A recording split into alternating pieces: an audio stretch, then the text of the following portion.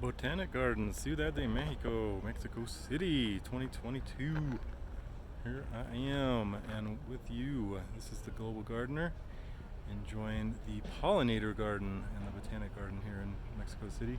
This is a scented geranium. Amazing.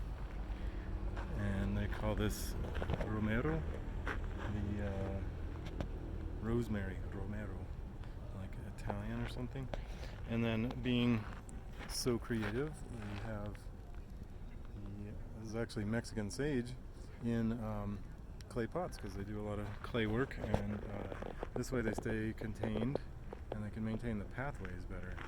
So that's a really creative use and functional element to this garden. There's multiple levels here with pathways.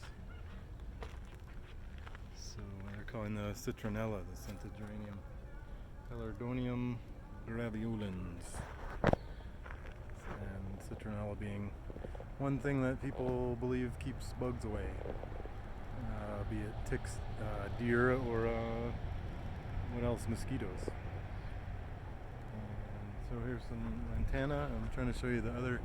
It goes one layer deeper into here. Maybe actually we can step down into here. I see little lizards in between the rocks and stuff. So we got one layer down, and so this layer, and then the outer layer. Very cute.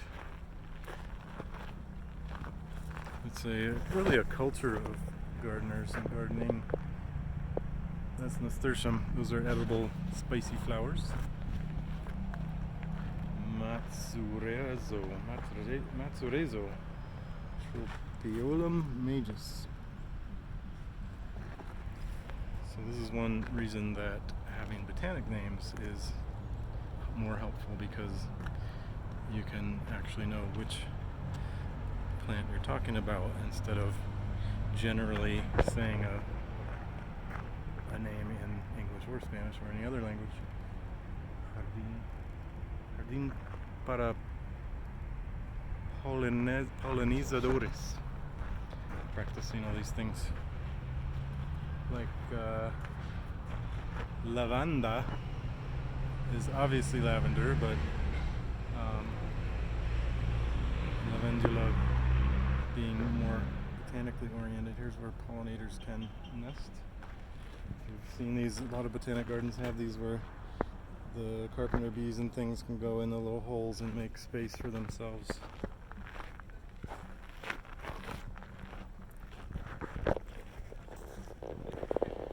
Trying to be respectful of other people's experience. Here's rue. Tell me what rue in the comments. Tell me what rue is good for. I see it everywhere and don't quite know. Oh my goodness. We will get right over to that one. I wanted to finish out this area because there's not much else over here, but the Jardín de Polinizadores.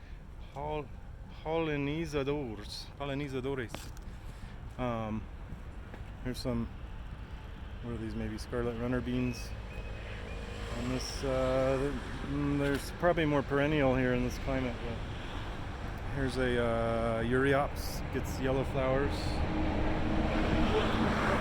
Here's one that gets purple flowers, and I don't remember the name. Here's one that, this is Salvia Microphylla. Yeah, if you do know this one, butterflies love it. It gets purple flowers. Tell me that in the comments too, if you know what that is. But okay, so here we go. This, well, now it says jasmine, but it looks like a trumpet vine. You can see them, purple flores, Jasminum mesnii, and that's right at the base there. Sorry about flipping the camera all around, but a bit of an awkward thing and trying to keep it so the sun isn't too crazy. But I got excited because I saw this sign. Up, shadows. See what I'm saying? I'm trying to look at the sign and make sure that you're able to. Uña de gato, Uncaria tomentosa. It is a very medicinal vine that has lots of uses. It's from the Amazon. It has little claws underneath the leaves. So let's see if we can find it. Maybe it's one of the vines, but I see passiflora. These are passion vine leaves, so it's not that one. This is a trumpet vine, so it's not that one. But clearly there's enough vines in here to heal the world.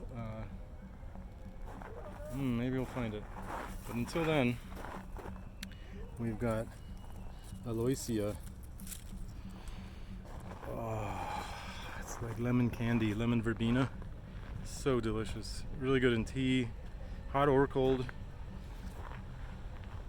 Very flavorful, lemony. It's probably good against mosquitoes too if you rub it on your skin. So here's this. I saw one sign at the beginning that said this is a food-oriented cultural garden. So Epazote, Chenopodium ambrosioides is. It's weird trying to pronounce Latin in Spanish, but I guess it's, I don't know, English. Who knows? But anyway, etymology. Epazote helps with digestion and is served in a lot of different dishes all over Mexico, and fortunately in the US now, and probably other parts of the world. This was almost it, but this is blackberries. This is not the uña de gato, the cat's claw, that I'm still wondering if that sign is just there to tease me. I don't know, there's a few other things over here. Feverfew, these little daisies in the chrysanthemum family. Feverfew, it's a great kind of old lady weed that'll just range around in your garden and take up space and be lovely and be a insectary plant. It has medicinal uses, and I don't recall what those are. I haven't actually used it for medicinal uses, so that would probably help. Here's some chives that they're calling cebollin, and again the botanic name would be a better helpful thing. Here's maguey amarillo, because it's got variegated, you can see, but agave americana, and maguey is the one that they make pulque with. So there you go. It's more of a here's a blue agave, is the tiny one in there. And then a really helpful one for your stomach in the morning after drinking mezcal is agave, or I mean aloe vera. They're all agaves, but or I guess maybe they're not, because aloe vera says aloe vera instead of agave maguey. All right, some more interesting ones here. I think this might be the tree tomato. What is this one? See if there's got a sign in there. Rubus. No, that's blackberries are rubus. And here's some roses. Rosa. No, there's a couple of signs over here. What is this sign? I'm still looking for a sign that it says Botanic Garden, because I have a whole bunch of my pictures all over the world with Botanic Garden signs. But oh, this is Hoja Santa. And it's in the piper family.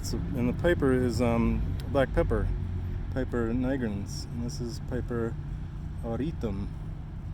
And Hoja Santa is super delicious. If you've ever had a tamale wrapped in Hoja Santa, so good. This says, I'll translate, affects the skin, digestive, pain in the stomach, diarrhea, inflammation, rheumatism, combats parasites and intestinal parasites, problems with respiratory, bronchitis, asthma, laryngitis, edema, and a general alimento. Wow. Awesome. Alright, what else we got? Oh, look at this! Wow! Tell me if you know what this is. Write me a comment if you can guess the red berries. Maybe you need the leaves. Does this help you identify this one at all? Here you can see the leaves or the berries up close. Ah, the sun. I'm not the best cameraman. I'm a plant man, yes. Alright, there you go. Now you should know what these are. I'm not a coffee drinker, but these are coffee cherries. So it's the fruit that then the bean is inside the fruit. And for some reason they don't use the fruit.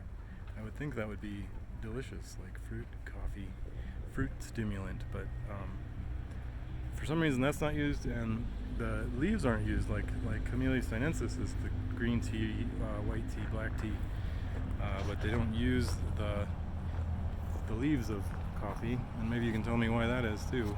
I'd be curious, even though I don't like coffee at all. I love chocolate, but cacao's my thing, not coffee. But for you coffee drinkers, there you have it. It's a beautiful coffee plant in the Mexico City Botanic Garden.